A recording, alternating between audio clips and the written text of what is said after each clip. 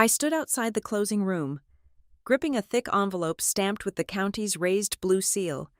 Inside was my original deed, through the frosted glass. My mother giggled like a jackpot winner. The door opened, revealing my father rapidly signing documents. I walked in, dropped the envelope onto the table, and spoke clearly. "Sorry, everyone, this house cannot be sold because it does not belong to them." The entire room froze instantly. My name is Aspen Roberts, and I am 34 years old. But to truly understand how we arrived at this freezing point, to comprehend the staggering depth of the deception and betrayal that brought me to stand in front of this mahogany table, you have to go back. The foundation of my reality began to crack, though the warning signs had been settling into the drywall for a very long time. To understand how completely I missed the impending disaster, you have to understand what I do for a living. I am the compliance lead at Northgate Risk and Audit. My entire professional existence revolves around paranoia.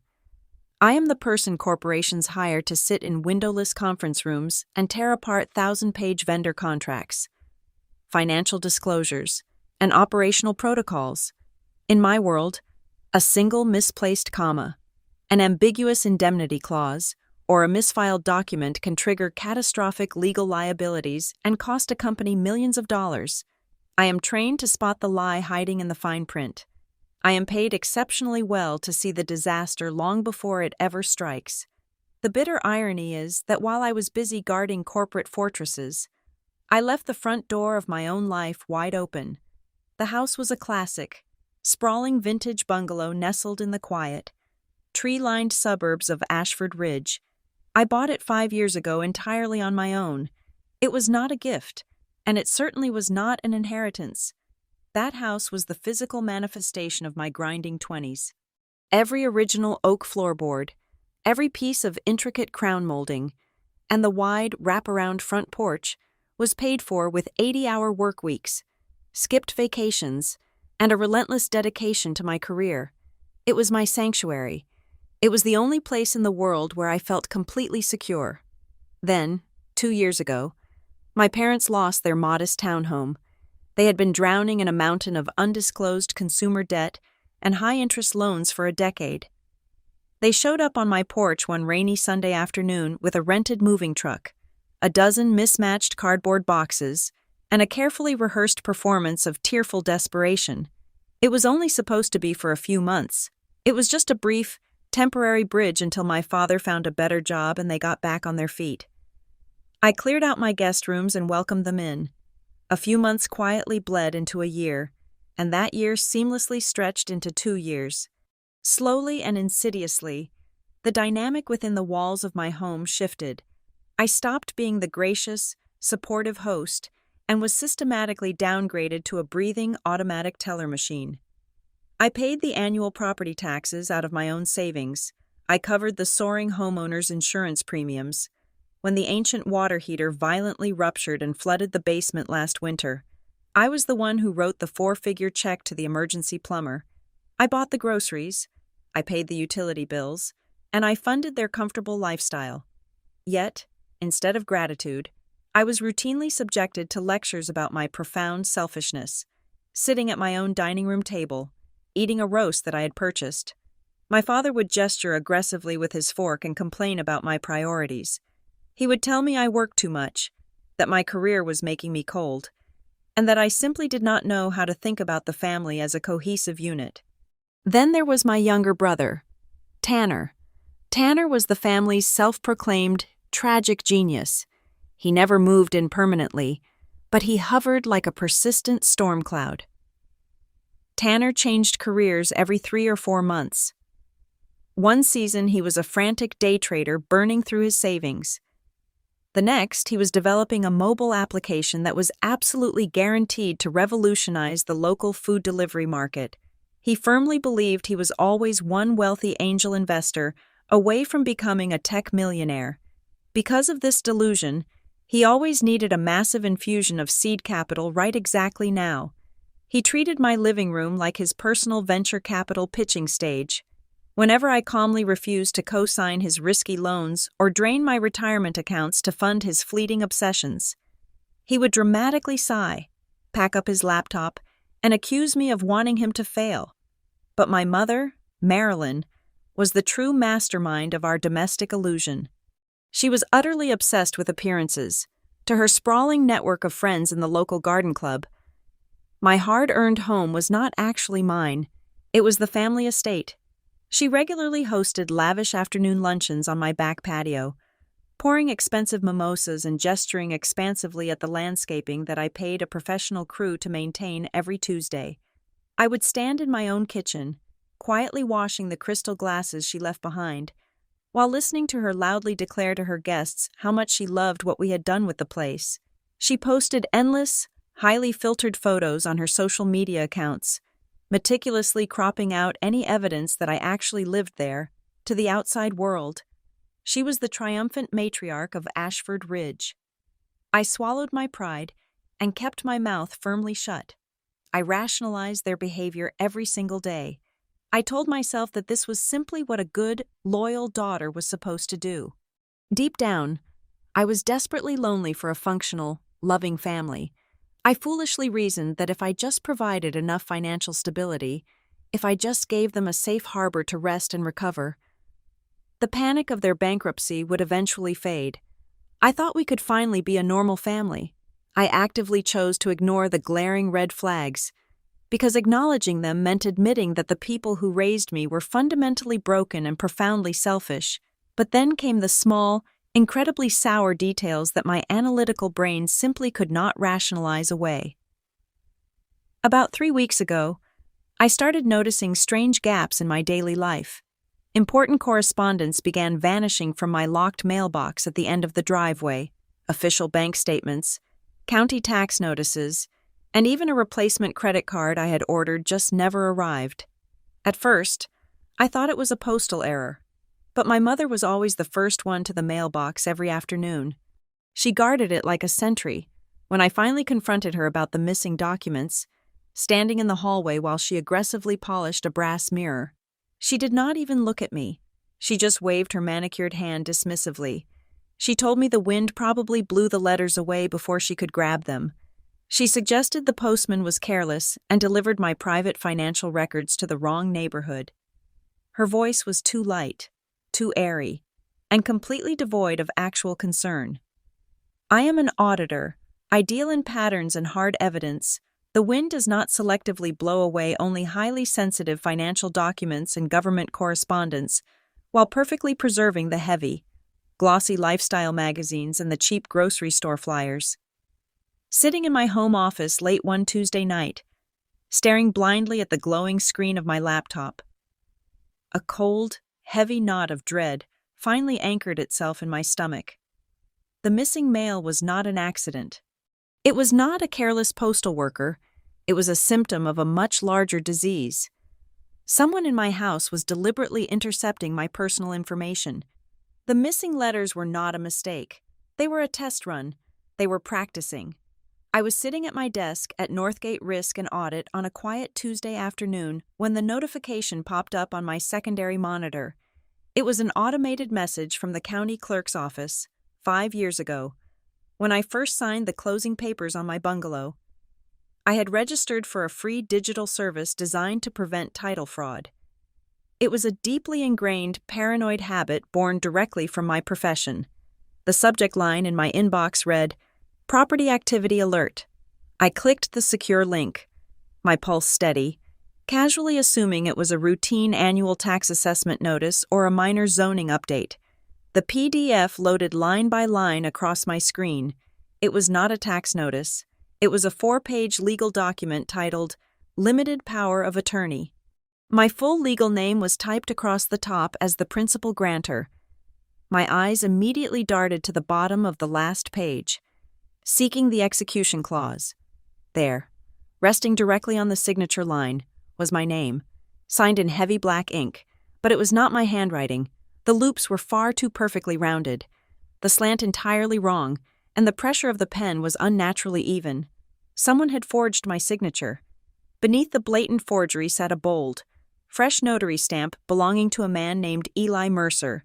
The legal certification stated that I had personally appeared before him, presented a valid state identification, and willingly executed this massive transfer of legal authority.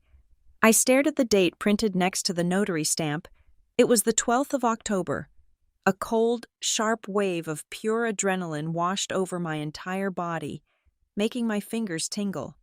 On the 12th of October, I was locked inside a secure, windowless conference room on the 14th floor of my office building, conducting a grueling 9-hour internal audit for a major client. I had digital badge swipe logs, cafeteria lunch receipts, and a fully recorded video meeting to prove beyond a shadow of a doubt that I never left the corporate premises. I had an absolute, ironclad alibi. I drove home that evening in a state of hyper-focused clarity. The initial shock had rapidly burned off, leaving behind a cold, calculating rage that felt remarkably like my daily work mindset. When I walked through my front door, the house smelled warmly of roasted garlic and expensive red wine. I paused in the tiled foyer, perfectly still, listening to the sounds of my own home. From the living room, I heard my mother speaking. Her voice was hushed but vibrating with a giddy, uncontrollable excitement. She was pacing the floor with her cell phone pressed to her ear. "I promise you, Barbara," Marilyn whispered fiercely, her tone dripping with smug satisfaction. "Next week, everything is going to change. It is going to be completely life-changing. We are finally getting what we deserve." I stepped heavily onto the hardwood floor to announce my presence. Marilyn abruptly hung up the phone, spinning around and instantly plastering on a bright, artificial smile that did not quite reach her eyes. My brother, Tanner, was lounging horizontally on my expensive velvet sofa. Lazily scrolling through luxury car listings on his tablet, he barely looked up as I took off my heavy wool coat. "Do you guys have big plans for next week?" I asked casually, keeping my voice entirely flat and devoid of any accusation. Tanner scoffed, tossing his tablet aside onto the coffee table. "Do not ask too many questions," he muttered, with a dismissive, arrogant wave of his hand. "It is high-level investment stuff. You would not understand the strategy anyway. You are far too stuck in your boring corporate grind to see the big picture." I smiled thinly, nodded once, and walked straight into the kitchen.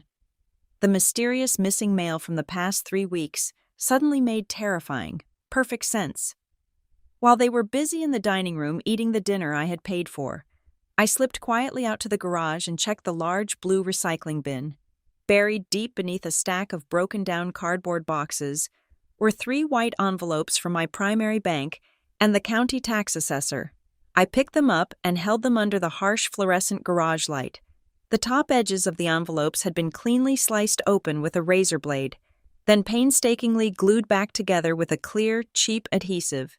They were actively reading my private mail, resealing it, and then likely hiding it entirely to control my flow of vital information. I went back inside the house to grab a glass of cold water.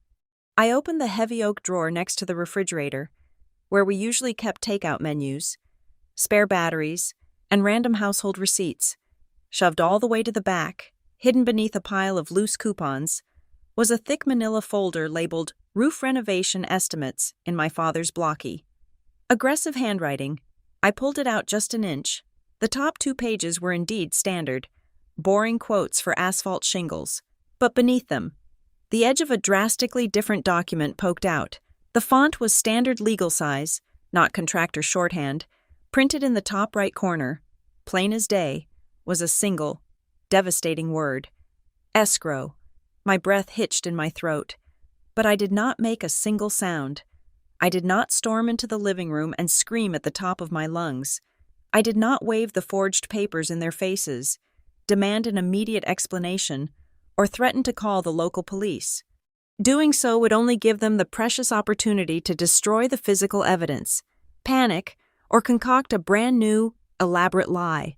They were using my own house to fund their ridiculous illusions, gambling with my total financial ruin as collateral for their next failure.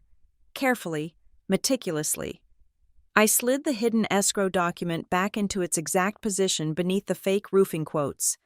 I closed the oak drawer with a soft, unremarkable click. I returned the tampered bank envelopes to the very bottom of the garage recycling bin, arranging the broken cardboard over them just exactly as I had found them. I walked back into the living room, where my mother was now humming a cheerful, upbeat tune, and my brother was back to pricing imported sports cars he could never possibly afford.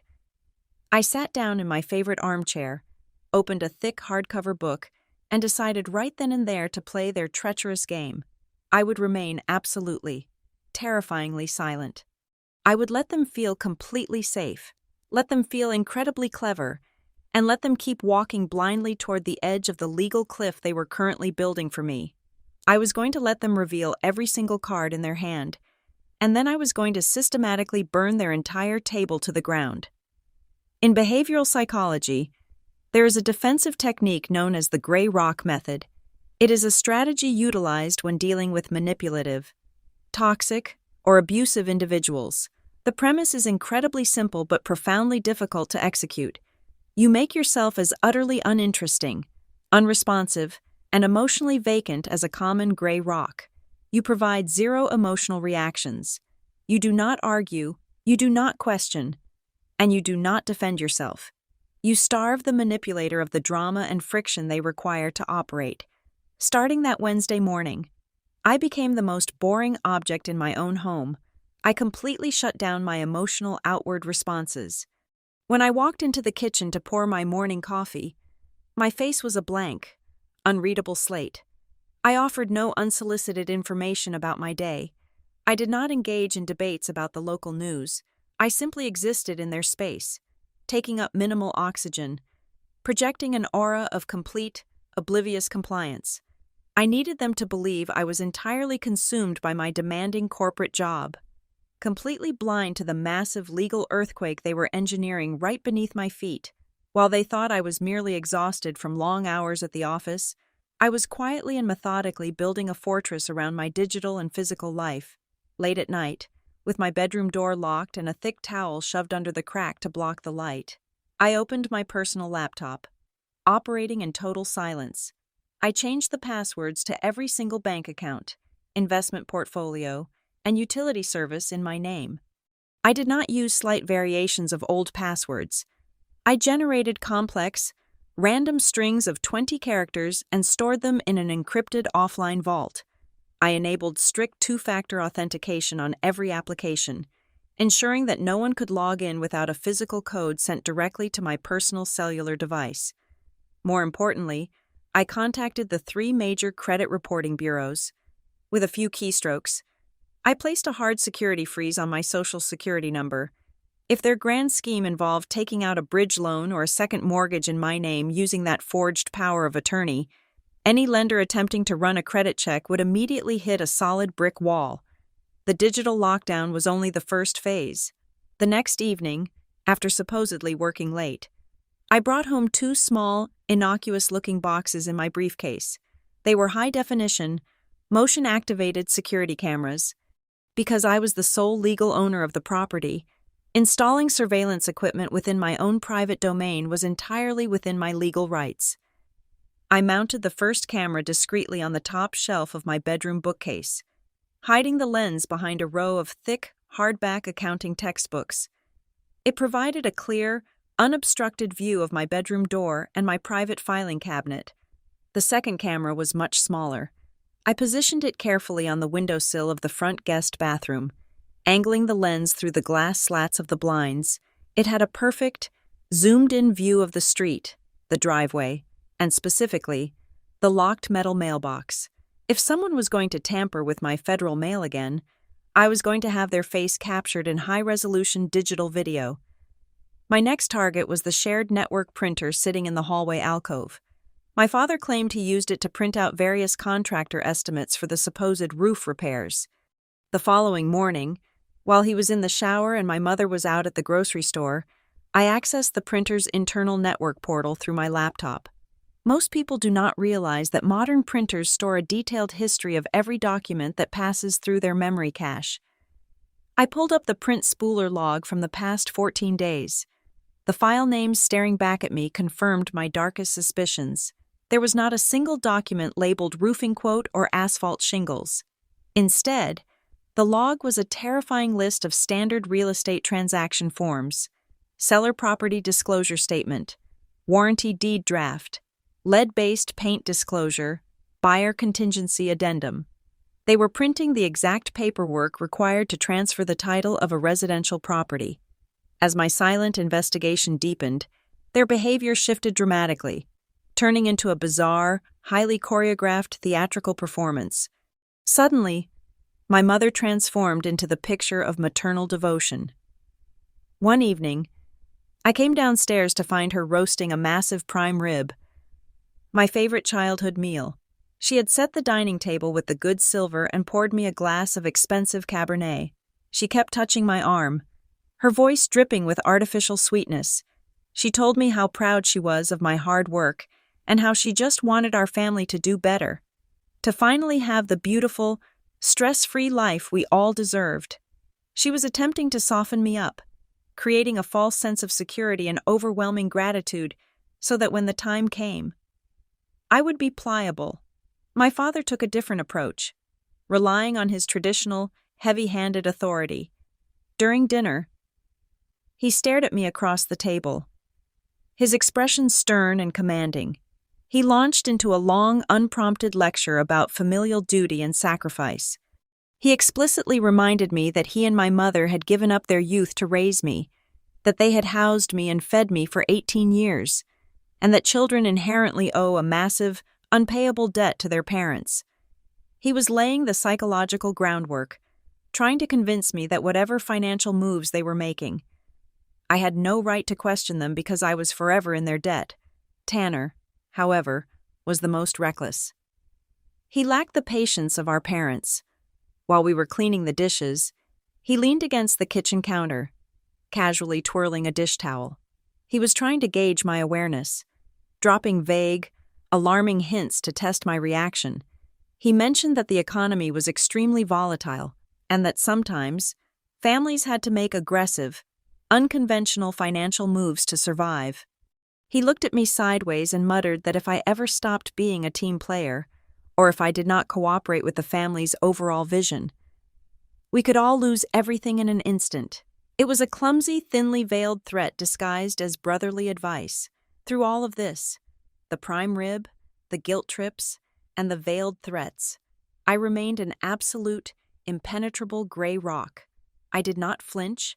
I did not glare. I simply chewed my food, looked them dead in the eyes, and offered the exact same monotonous response to every single manipulation. I understand. I gave them nothing. I let their lies wash over me and evaporate into the air. When dinner was finally over, I excused myself. Claiming I had a severe headache from staring at spreadsheets all day, I walked up the stairs, my face completely relaxed, projecting nothing but exhaustion. I locked my bedroom door, sat down at my desk, and opened my private leather-bound notebook. I picked up my pen and stared at the blank page. The forged power of attorney was a powerful tool, but in a heavily regulated real estate transaction, especially one involving title insurance and massive sums of money, a proxy signature is heavily scrutinized. Title companies are naturally paranoid. To close a sale of this magnitude cleanly, without triggering massive fraud alerts, the escrow officers would inevitably demand something more concrete from the actual, recorded owner. They would need a direct confirmation. I pressed the tip of my pen against the paper and wrote a single, definitive sentence. If they are selling the house, they need me to sign something else. The very next morning, I took a half day of personal leave from my corporate job. Instead of heading to my office, I drove downtown to the Ashford County Recorder of Deeds. I stood at the heavy wooden counter and requested a certified physical copy of every single document recently filed against my property parcel. The clerk, a tired-looking woman with reading glasses perched on her nose, handed me a stapled packet.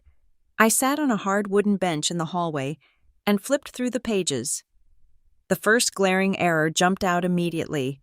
On the official cover sheet for the newly recorded documents, the primary contact address for the property owner was not my current home.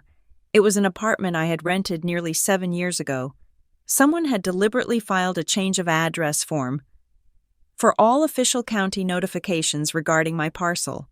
They had redirected the paper trail to a dead end, ensuring that if the county mailed a physical confirmation of the new power of attorney or a notice of sale, it would bounce into the postal void rather than landing in my driveway mailbox.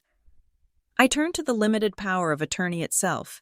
The copy provided by the county was much higher resolution than the digital scan I had viewed on my monitor. I stared at the signature resting on the bottom line. It was not just a clever freehand imitation. I recognized the exact, slight hesitation at the bottom loop of my first initial.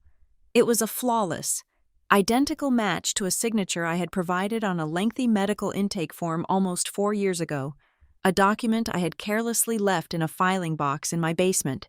They had not practiced signing my name. They had digitally scanned that old medical form, cropped my signature, and superimposed it onto the legal proxy document before printing it out.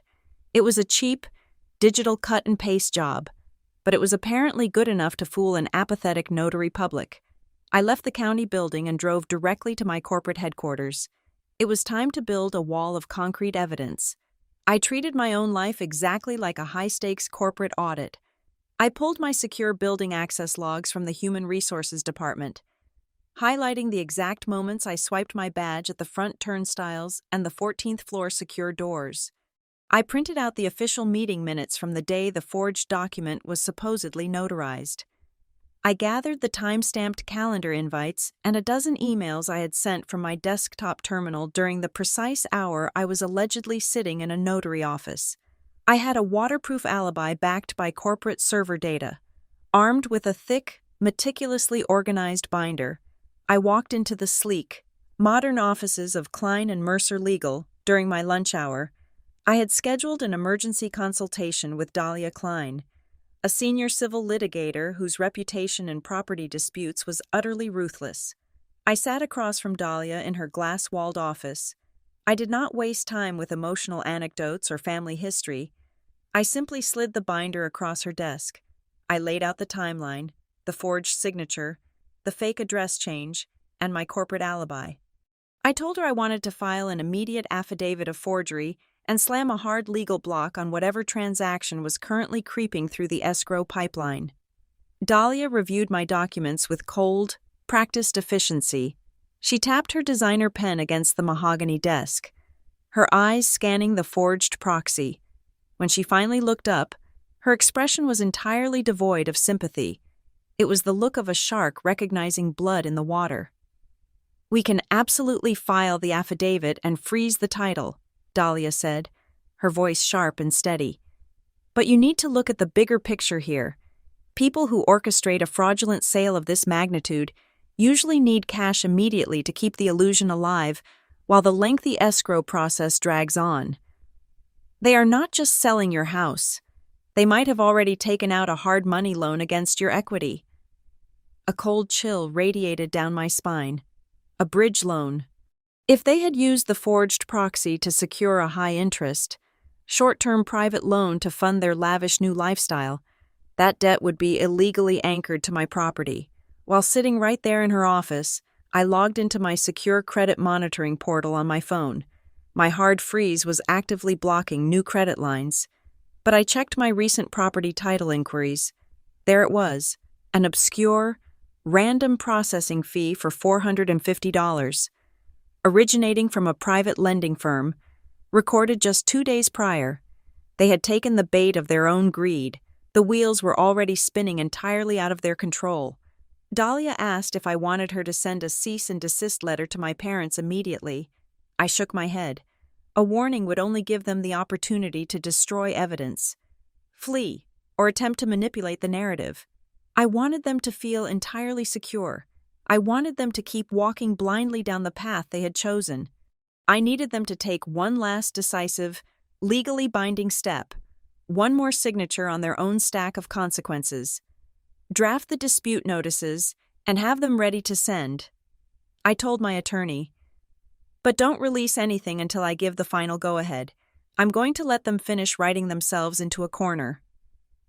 I drove home that evening. the tightness in my shoulders giving way to a calm, icy concentration. The house fell silent as soon as I unlocked the front door. Lemon polish lingered in the air, sharp and clean. I walked into the kitchen and poured a glass of water, moving like nothing had changed, even though everything had. My mother almost appeared out of the hallway. She had on her favorite silk blouse, her expression drawn and charged with a jittery kind of nerve she was forcing into something resembling upbeat small talk. In her right hand, she gripped a thick, stapled bundle of documents. Then she stepped straight into my line, planting herself between me and the refrigerator. She shoved the heavy stack of documents toward my chest. Her eyes were wide, pleading, and intensely demanding all at once. "Honey," she said, her voice breathless and artificially sweet. "The contractors just dropped off the final estimates for the roof maintenance. They need to order the materials first thing tomorrow morning or we lose our priority slot. Sign this for me. It is really urgent." I took the heavy stack of papers from my mother's trembling hand. The sheer weight of the packet was the first glaring anomaly. A standard residential roofing estimate consists of 2, maybe 3 sheets of paper detailing labor costs, raw materials, and basic warranty information. The document she had just aggressively shoved against my chest felt like a small manuscript, easily 30 pages thick, firmly secured by a massive black binder clip. I stepped back, deliberately putting physical distance between us. I leaned casually against the cool granite edge of the kitchen island and began to slowly flip through the pages.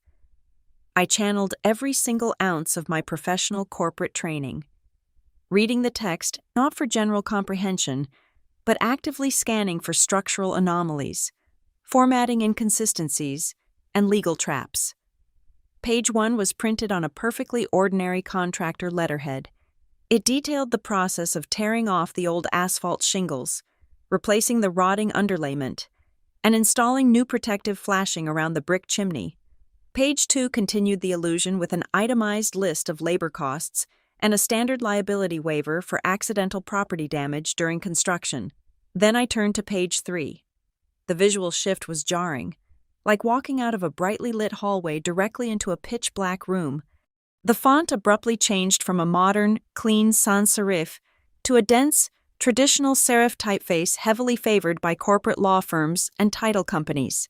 The side margins shrank dramatically from 1 full inch to barely half an inch, cramming as much text onto the page as legally possible. The line spacing tightened noticeably. Most importantly, the bold header at the top of the page no longer read roofing estimate. It read seller authorization and disclosure addendum. They had literally sandwiched a critical real estate transaction document right into the middle of a fake home improvement quote. They were desperately hoping I would just look at the first page, see the word roof, get annoyed by the sheer volume of reading material, and blindly sign the back page out of sheer exhaustion. It was a profound insult to my intelligence. I did not gasp. I did not throw the thick packet in her face. I kept my eyes focused firmly on the middle of page 3, projecting the aura of a meticulous, annoying auditor finding a minor clerical error. "The property parcel number is wrong," I stated, my voice perfectly level and devoid of any accusation. I tapped my index finger against a long string of digits printed near the top right margin. "They missed the 7th character. The sequence is supposed to end with a 9, not a blank space."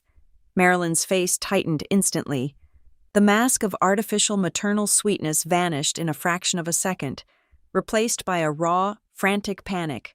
She reached out quickly, attempting to snatch the heavy packet right out of my hands. "Just sign it anyway," she snapped, her voice rising an octave into a shrill, desperate register.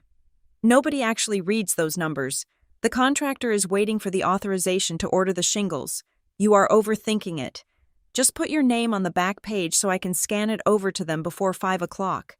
I smoothly pulled the papers out of her reach, holding them calmly at my side. A legal document with an incorrect parcel identification number is invalid. If the roofing contractor files a mechanic's lien for unpaid work using the wrong parcel number, it creates a massive title defect. I am not signing an invalid legal document. Heavy, Aggressive footsteps echoed from the hardwood hallway. My father, Scott, strode into the kitchen, his jaw set hard, his chest puffed out in his classic posture of intimidating patriarchal authority. He had clearly been listening from the adjacent living room, waiting in the wings to intervene if Marilyn failed to secure my signature on the first attempt. "What is the problem now?" Scott demanded, his tone thick with manufactured exhaustion and deep disappointment. He looked at me as if I were a petulant, misbehaving toddler refusing to eat my vegetables. "Your mother is trying to make sure this house does not fall apart around our ears.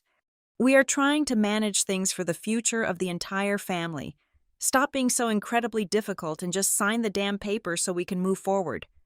"I signed clean documents," I replied, looking directly into my father's angry dark eyes without blinking. "I do not sign dirty documents. If the contractor cannot even copy a basic 9-digit parcel number correctly, I am absolutely not trusting them with a major structural repair on my primary asset." From the far corner of the kitchen, my younger brother Tanner let out a loud, highly frustrated groan. He had been sitting on a tall bar stool near the walk-in pantry, scrolling mindlessly on his cellular phone, largely ignoring the tense exchange until this exact moment. He slammed his phone face down on the granite counter with a sharp crack. "Are you kidding me right now?" Tanner blurted out, his face flushing dark red with sudden, reckless anger. He threw his hands up in the air. "If you do not sign that right now, they are going to cut the deal, and we are dead. Do you understand that? We are completely dead." The specific word hung in the quiet kitchen air, heavy and undeniable. "Deal. You do not have a deal with a local roofing contractor. You have a work order. You have a deal with a property buyer. You have a deal with a private bridge lender." Marilyn inhaled sharply, her eyes darting toward Tanner in absolute, unadulterated terror. She knew he had just accidentally handed me the loose thread that could unravel their entire criminal operation. She had to pivot the narrative, and she had to do it immediately before I could process what he just said. Within 2 seconds, her eyes welled up with large, heavy tears. Her lower lip began to tremble violently. She collapsed dramatically against the edge of the kitchen counter, burying her face in her hands, launching into a spectacular, highly rehearsed theatrical display of profound emotional devastation. "I cannot believe you are doing this to us," Marilyn sobbed, her voice heavily muffled by her fingers. "We sacrificed absolutely everything for you. I gave up the best years of my life to raise you, to make sure you had everything you ever wanted. And now, when we are just trying to keep this family afloat, when we are just trying to build a tiny bit of security for our old age, you stand there and interrogate us over a stupid typo. You are so cold. You are so unbelievably selfish." She wept loudly, her shoulders shaking, waiting for me to break. She was waiting for the overwhelming wave of ingrained childhood guilt to wash over me. She was waiting for me to frantically apologize, drop my emotional defenses, and sign the paper just to make the awful crying stop. It was a manipulative tactic that had worked flawlessly when I was a vulnerable teenager. But I was not a teenager anymore, and I knew exactly what poisonous trap was hidden on page 3. I did not offer her a tissue. I did not step forward to rub her back or comfort her. I calmly placed the thick stack of papers down on the polished granite island, right next to Tanner's discarded phone. "Tell your contractor to print the correct version," I said softly, my voice cutting cleanly and surgically through the loud sound of her fake sobbing. "When the parcel number is accurate, I will sign it tonight." I turned my back on the 3 of them and walked slowly out of the kitchen, leaving the bait resting perfectly on the table. By giving them a mundane, technical excuse for my refusal, I ensured they now fully believed that I was still completely oblivious to the impending sale. They genuinely believed that my only hesitation was a minor bureaucratic error. They believed that as long as they went back to the printer and fixed the typo, they still had me exactly where they wanted me. The countdown clock had officially started ticking, and the sheer audacity of their operation was accelerating at a terrifying pace. By giving them a mundane bureaucratic excuse about a typo, I had successfully lulled them into a profound state of false security. They genuinely believed they had outsmarted me. They thought I was just an annoying, detail-oriented corporate drone who missed the forest for the trees, because they felt completely safe. They began to make massive, sloppy mistakes. Operating from the quiet sanctuary of my locked bedroom, I expanded my digital surveillance. I monitored the incoming network traffic on our shared home wireless router. That was how I intercepted the digital calendar invite my mother had received from a local real estate broker. It was an itinerary for a scheduled open house. They had set it for a Tuesday afternoon between 1 o'clock and 4 o'clock. They specifically chose that exact window because they knew I was scheduled to be across the state attending a mandatory corporate compliance seminar. They planned to have strangers walking through my bedroom, judging my furniture, and placing bids on my life's work while I was sitting oblivious in a hotel conference room. But the open house was only the surface level of their betrayal. The real nightmare was buried in the financial paper trail. While gathering my father's suits to drop off at the dry cleaners, I checked the interior pockets out of sheer habit. Deep inside the breast pocket of his navy blazer, my fingers brushed against a sharply folded piece of heavy paper. It was a physical receipt for a direct wire transfer. The origin account belonged to an entity called Harborstone Private Lending. The destination was my mother's personal checking account. The amount transferred was a staggering $75,000. I immediately recognized the name Harborstone. They were not a traditional, federally regulated banking institution. They were a notoriously aggressive hard money lender. They provided fast, high-interest cash to desperate investors, using property as heavy collateral. My parents had used the forged proxy document to secure a massive cash advance against the equity of my home. But as I read the fine print on the second page of the folded receipt, a cold, sharp smile spread across my face. It was the ultimate, devastating twist. The hard money loan contained an ironclad personal guarantee clause. Harborstone was ruthless, but not stupid. They required my parents to sign as personal guarantors for the advance. This meant that if the property sale failed to close, or if the title transfer was somehow legally blocked, the loan would immediately default. The massive debt, along with a punishing 25% penalty interest rate, would not attach to my house. It would attach directly to Scott and Marilyn. They were not just planning to take my money and run. They had inadvertently chained themselves to a massive, explosive financial anchor. If their plan failed, they would be utterly ruined.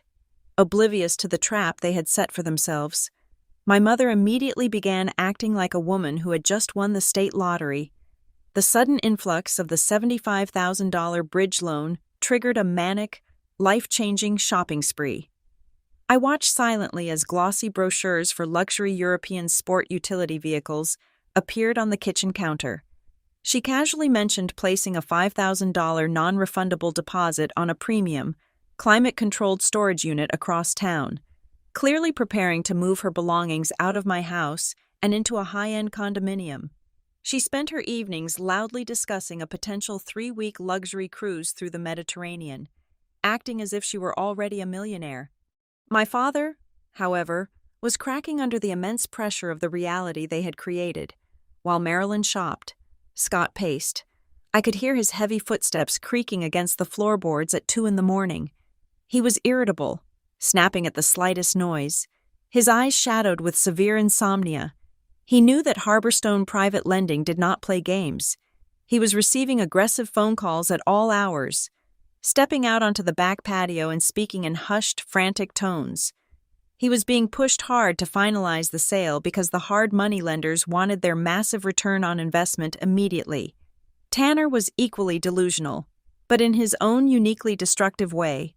He strutted around the house, bragging to our mother about how he was going to take his massive cut of the upcoming house sale and use it to flip a revolutionary commercial real estate project.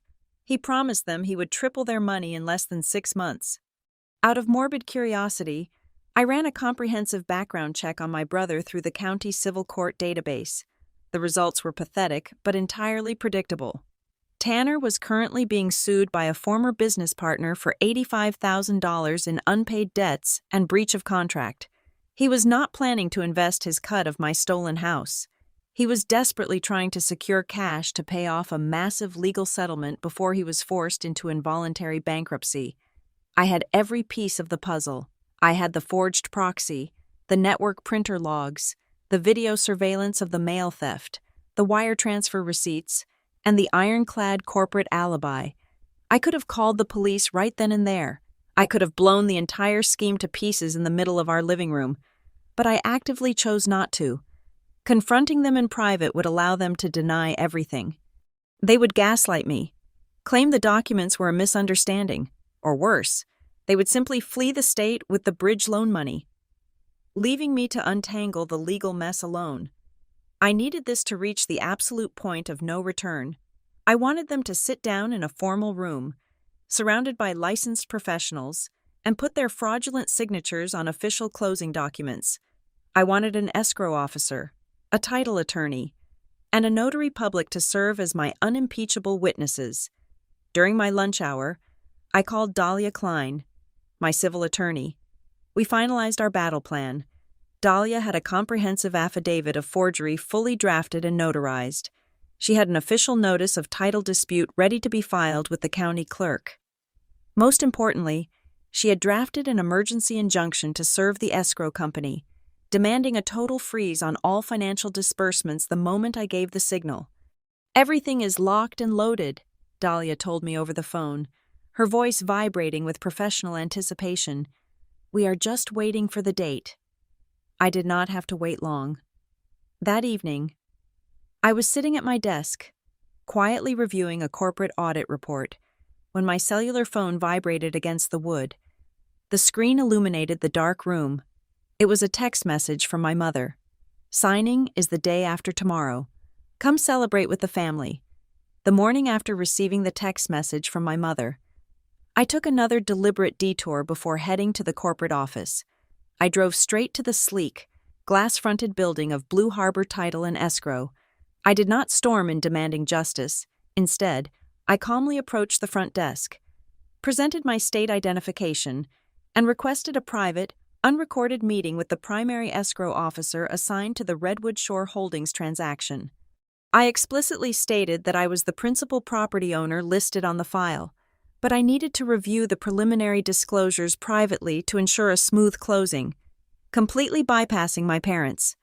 The escrow officer was a nervous man in a wrinkled gray suit. He led me into a small, windowless conference room. When he slid the thick closing file across the table, I immediately noticed the first layer of their systemic deception. On the primary data entry sheet, the one fed into the county's automated title verification software, my legal name was misspelled. They had typed Aspen Roberts instead of Aspen. It was a brilliant, incredibly malicious typographical error. Swapping two letters was just enough to slip past the automated fraud detection algorithms that cross-reference names with existing legal disputes. But it was subtle enough that any human clerk quickly scanning the paperwork would subconsciously auto-correct it in their mind. I kept my expression entirely neutral and turned the page to the notary certification on the bridge loan documents. I tapped my manicured fingernail against the bold stamp belonging to Eli Mercer. I looked up at the escrow officer and let a heavy, uncomfortable silence fill the room. I watched his Adam's apple bob nervously through my own corporate compliance network. I had run a deep background check on Mr. Mercer. He was not just a careless notary public. He had 2 formal complaints filed against his license with the state board for certifying documents without the physical presence of the signatories.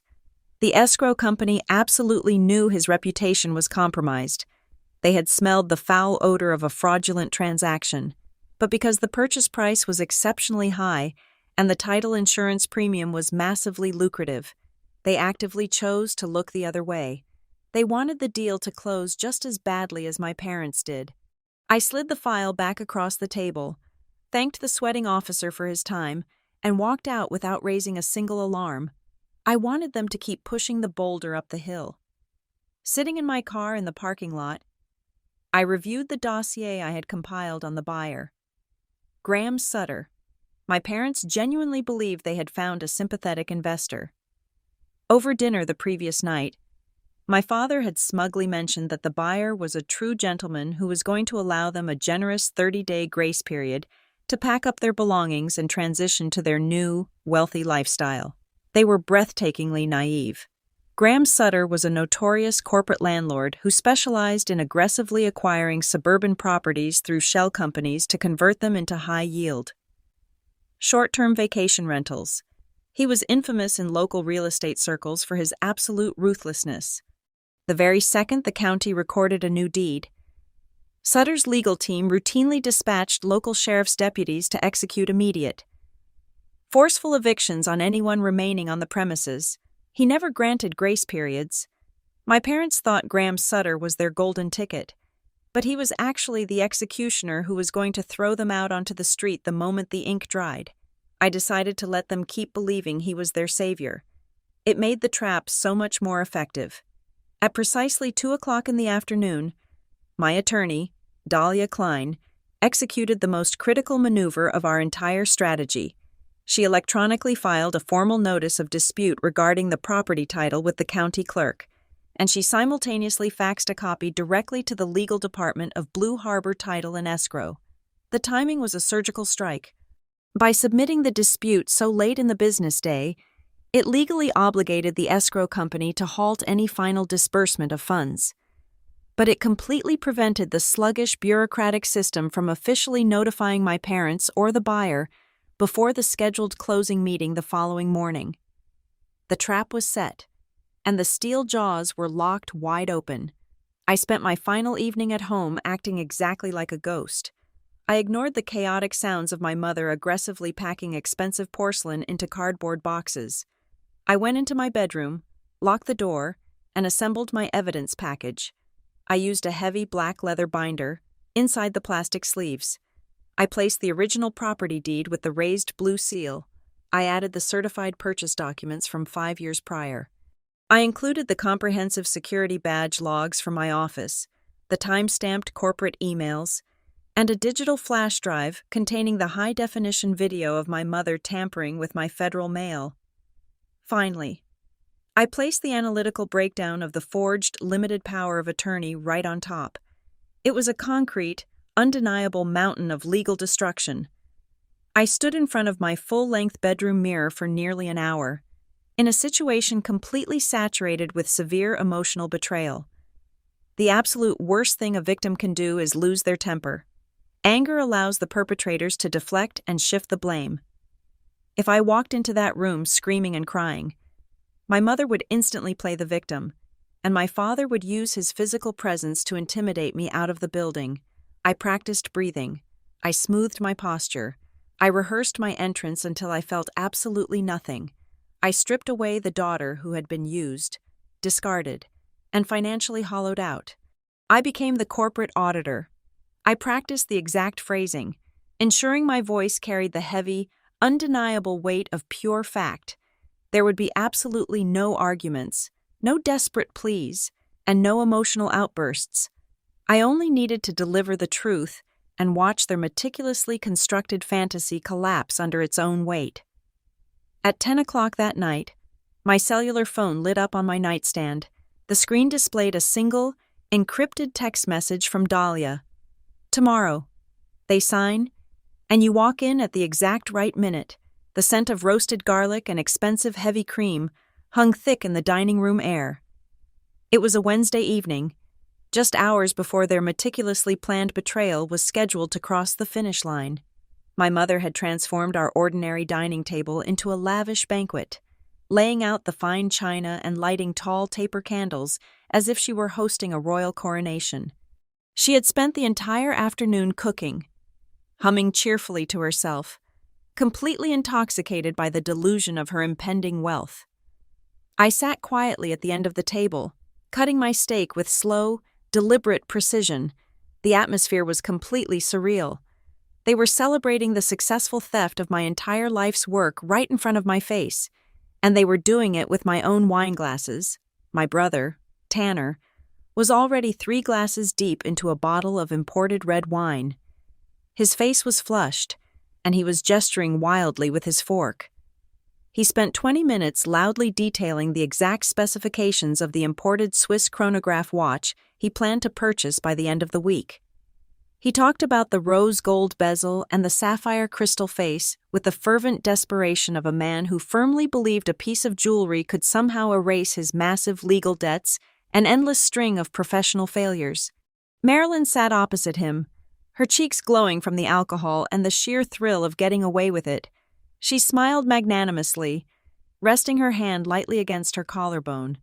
She looked at me with a sickening display of artificial pity, the kind wealthy socialites reserve for charity cases. "You know, sweetheart," my mother purred, swirling the dark liquid in her glass. "Once everything settles down and we are comfortably situated in our new place, your father and I were talking. We want to set aside a little something for you, a small nest egg, just to say thank you for letting us crash here for so long. Maybe you can finally take a nice little vacation. You work far too hard." They were offering me pennies from my own bank account. They were trying to toss me a scrap of my own flesh and dress it up as a generous maternal blessing. I chewed my food silently, observing them with a cold, detached fascination. The way they excitedly divided the hypothetical profits felt incredibly primal. They were like a pack of starving scavengers ripping apart a fresh carcass, utterly oblivious to the fact that the prey they thought they had killed was quietly sitting right next to them, watching every single bite. They had already mentally spent hundreds of thousands of dollars that did not belong to them. They had built an entire kingdom on a foundation of forged ink and arrogant assumptions. Suddenly, the lively chatter died down. My father, Scott, placed his heavy silver fork onto his porcelain plate with a sharp clatter. The cheerful facade dropped from his face, replaced by the deep, exhausted paranoia that had been plaguing him for days. The hard money lenders were clearly still breathing down his neck. He leaned heavily onto his elbows, his dark eyes locking onto mine across the candlelight. He studied my blank expression, searching for any sign of rebellion, any hint that I might blow the whistle before the ink was dry.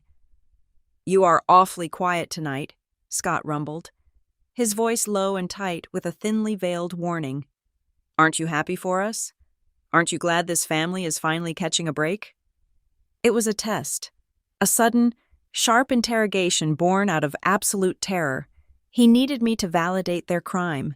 He needed me to be the compliant, subservient daughter they had raised me to be, just for 12 more hours. I met his gaze perfectly. I did not blink. I did not let a single ounce of my simmering rage leak into my posture. I offered him a soft, entirely hollow smile. "I have a very busy morning at work tomorrow," I answered simply, keeping my tone light and casually dismissive. "I have back-to-back compliance meetings, but I will stop by your appointment when I'm finished, to see everyone." The collective sigh of relief around the table was almost comical. The tension vanished instantly. My mother actually clapped her hands together, her eyes shining with triumphant delight. She truly believed she had won. She believed I had finally surrendered to their authority, accepting my role as the silent, accommodating host who would just quietly fade into the background while they absconded with my equity. Marilyn stood up, walked around the table, and wrapped her arms around my shoulders from behind. It was a suffocating, deeply possessive embrace. She squeezed me tightly, pressing her cheek against my hair. "That is my good girl," she whispered, her voice thick with condescending affection. "Tomorrow is going to be a beautiful day for all of us." I politely excused myself shortly after dessert. I climbed the stairs to my bedroom, my steps silent on the carpet. I locked the door behind me and turned on the small desk lamp. The house beneath me was still buzzing with laughter and the clinking of expensive crystal, a victory party for a battle they had already catastrophically lost. I walked over to my closet and pushed aside a row of winter coats to reveal the small, fireproof combination safe bolted securely to the floorboards. I spun the metal dial, the rhythmic clicks echoing softly in the quiet room. The heavy steel door swung open. Inside, resting perfectly flat beneath a stack of old tax returns, was a plain white envelope. I pulled it out and traced my fingers over the heavy paper. Inside was the actual, original property deed bearing the raised, undeniable seal of the county recorder. It was the only piece of paper in the entire world that truly mattered. I placed the envelope carefully into my black leather work tote, settling it right next to the massive binder of accumulated evidence. The motion felt incredibly final, like a grandmaster deliberately sliding the queen across the board to execute an inescapable checkmate. I opened my laptop one last time. I drafted a concise, professional email directed to the primary escrow officer at Blue Harbor Title. I scheduled it to send automatically at exactly 9 o'clock the following morning, right as their meeting was scheduled to begin. The message contained only 2 sentences. I will be attending the Redwood Shore Holdings closing in person. Please keep all parties in the room for 10 minutes until I arrive. I closed the laptop screen. I walked over to the window and pushed the curtains aside. The suburban street was quiet and bathed in the pale yellow glow of the streetlights. I looked down at the wide front porch I had painted myself, the ancient oak tree I had meticulously pruned, and the solid brick walkway I had paid for with years of relentless overtime. For 2 long years, this house had felt like a hostile territory, occupied by people who viewed me merely as a stepping stone. I placed my hand against the cool window pane. I took a deep, steadying breath, letting the cold, crisp reality of the moment settle deeply into my bones. Tomorrow, this place will have an owner, and this time, there will be only one. The digital clock on the conference room wall clicked to exactly 9 in the morning. I stood in the plushly carpeted hallway outside the primary meeting room of Blue Harbor Title and Escrow. Through the frosted glass, the scene played out exactly as I had anticipated. My parents had arrived 20 minutes early, dressed flawlessly, radiating the arrogant confidence of lottery winners holding a winning ticket. Sitting across from them, the buyer, Graham Sutter, was displaying obvious signs of impatience. He kept checking his luxury wristwatch, his fingers tapping a restless rhythm against the polished mahogany table. He was a man who understood that in the world of aggressive real estate acquisition, time was the enemy. He leaned forward and instructed his personal attorney to expedite the reading of the standard clauses. He wanted the documents signed, the escrow finalized, and the massive wire transfer initiated before the lunch hour. He was terrified of any last-minute complications that could derail his lucrative vacation rental project. The escrow officer, looking slightly pale after receiving my delayed email, began sliding paper after paper across the table. Scott and Marilyn did not read a single word. They were completely blinded by greed. They blindly initialed paragraphs detailing severe legal liabilities, financial disclosures, and binding arbitration agreements. They were signing their names as fast as the officer could point to the empty lines. They reached the final stack, the warranty deed. I pushed the heavy brass handle and stepped inside. My breathing was perfectly steady. My face was an absolute void. I walked straight to the table, dropped the thick envelope bearing the county seal onto the wood, and delivered the exact words I had practiced in my mirror. Sorry, everyone, this house cannot be sold because it does not belong to them. I am Aspen Roberts. I am the owner, and this is the original deed. For one suspended second, Marilyn tried to play her usual game. She let out a strained, nervous giggle, her eyes darting toward Graham. She opened her mouth, fully prepared to dismiss me as a dramatic, confused child. I did not give her the chance to speak. I unzipped my black leather tote bag and began dealing documents onto the table like a casino dealer executing a flawless hand. First, I slid over the formally notarized affidavit of forgery prepared by Dahlia Klein. Next went the thick stack of corporate security logs, proving beyond any shadow of a doubt that on the exact day and hour the proxy was supposedly signed. I was securely locked behind a corporate security checkpoint over 40 miles away. Finally, I placed the high-resolution photographs extracted from my hidden camera, clearly showing Marilyn standing at my driveway mailbox with a razor blade in her hand. The temperature in the room plummeted. The escrow officer instantly pulled his hands entirely away from the table, treating the paperwork as if it had suddenly caught fire. Graham Sutter's attorney leaned over, quickly reading the top paragraph of the forgery affidavit. The lawyer's face drained of all color. Advising a client to proceed with a purchase involving a severely clouded title and active criminal fraud was an absolute violation of legal ethics. He whispered harshly into Graham's ear. Graham slammed his hands flat against the table and glared at me. I have invested significant capital and weeks of my time into this acquisition. If you ruin this deal, I will countersue you for every single penny of my lost revenue. I looked down at him, my expression completely unchanged. You are entirely welcome to file a lawsuit, Mr. Sutter, but you need to ask your legal counsel a very simple question before you do. Are you going to sue the actual property owner holding a certified original deed, or are you going to sue the two fraudulent individuals sitting across from you who just attempted to sell a house using fabricated documents? That was the exact moment they froze completely. Marilyn looked down at the irrefutable photographic evidence of her tampering with federal mail. Her perfectly manicured hands began to tremble so violently that the expensive silver pen slipped from her fingers and clattered loudly against the wood. She realized in a terrifying flash that her entire facade was collapsing under the crushing weight of concrete evidence. There was no argument she could make. There were no tears that could wash away the corporate access logs. Beside her, Scott seemed to shrink inside his tailored navy blazer. I watched the horrible realization wash over his face, with the property sale instantly dead in the water. The $75,000 bridge loan they had illegally secured from Harborstone Private Lending was no longer a temporary stepping stone. It was now a massive, unpayable debt, carrying a 25% penalty rate. And because he had signed a personal guarantee, the ruthless lenders would not be coming for my house. They would be coming directly for him. The escrow officer immediately declared the transaction completely canceled and officially notified all parties that his office was legally obligated to report the suspected forgery to the state regulatory board. Graham Sutter stood up, cursed loudly, and stormed out of the conference room with his attorney rushing behind him. I did not stay to watch my parents try to explain themselves.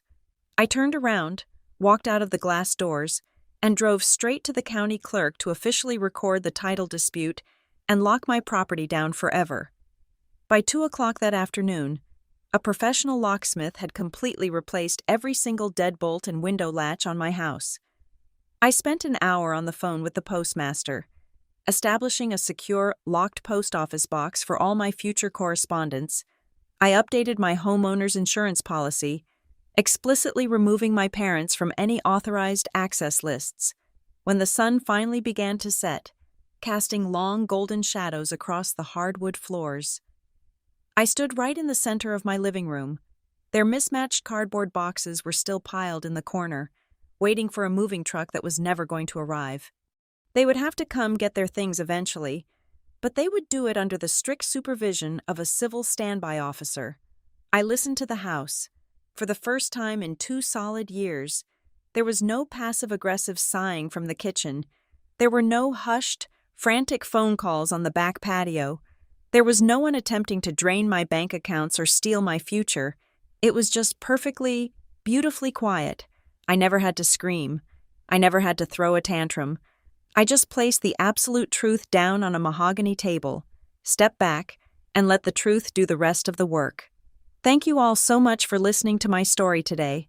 Please drop a comment down below and let me know where you are tuning in from so we can interact and share our thoughts together.